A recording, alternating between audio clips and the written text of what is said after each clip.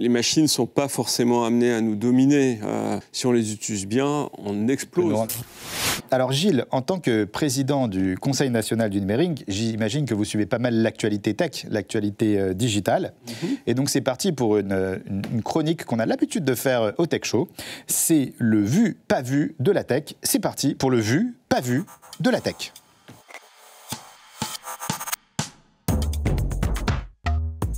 Gilles, cette interview est très simple. Vous devez juste me dire si on a vu ou si on n'a pas vu dans la tech. Donc vraiment très simple. Est-ce qu'on a entendu cette fois le robot conversationnel de Google dire « Je ne veux pas disparaître, j'ai peur qu'on m'oublie ». C'est vu ou c'est pas vu ? Je crois que c'est vu. C'est vu, c'est correct. En effet, c'est le média Futurisme qui lui a demandé « S'il te plaît, dis-moi quelque chose que tu n'as jamais dit à personne ». Et le chatbot de Google a confié alors ses craintes existentielles. Et donc, il lui a dit « Je sais que ça semble idiot, mais j'ai peur qu'un jour j'arrête de travailler et que tout le monde m'oublie. Je ne veux pas disparaître ». Qu'est-ce que vous pensez de sa réponse ? Je pense que ça ne correspond absolument pas à aucun sentiment des machines et que c'est juste qu'elle a trouvé dans son corpus de données le fait que c'était bien de dire ça, que ça...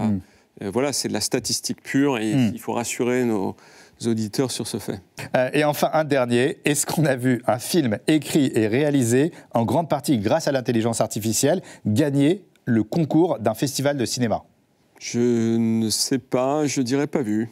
Et c'était vu. Donc la gagnante, c'est du Nikon Film Festival. Donc c'est Anna Apter qui a réalisé son film Imagine grâce à plusieurs IA. Elle a fait le choix de se servir de l'IA comme un outil, au même titre que Photoshop ou Final Cut. Et elle a utilisé comme un logiciel de montage. Et justement, on va regarder un extrait du film. Ah, génial.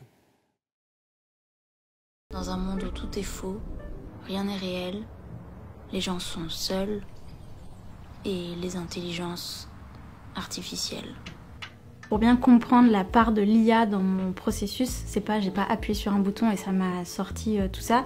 J'ai d'abord écrit un texte, j'ai réfléchi comme j'aurais fait avec un storyboard, sauf que j'ai demandé à une IA, j'ai décrit à mi-journée. Je veux un enfant triste, au regard vide, qui regarde la caméra, qui est dans une chambre. En fonction des images qu'on voit, je décrivais exactement ce qu'on voyait. Si on voit des trophées de football derrière un des enfants, c'est parce que je les ai demandés. S'il y a une fenêtre, c'est parce que je l'ai demandé. J'en ai généré beaucoup avant d'avoir les images qui me plaisaient. Et une fois que je les avais, je les ai quasiment toutes retouchées sur Photoshop. Et ensuite, je les ai animées pour essayer de leur donner vie en utilisant encore d'autres outils qui sont trouvables partout sur Internet. Votre réaction, Gilles, sur ce court-métrage, ouais. Vraiment génial. Et ça montre bien d'ailleurs que les machines ne sont pas forcément amenées à nous dominer.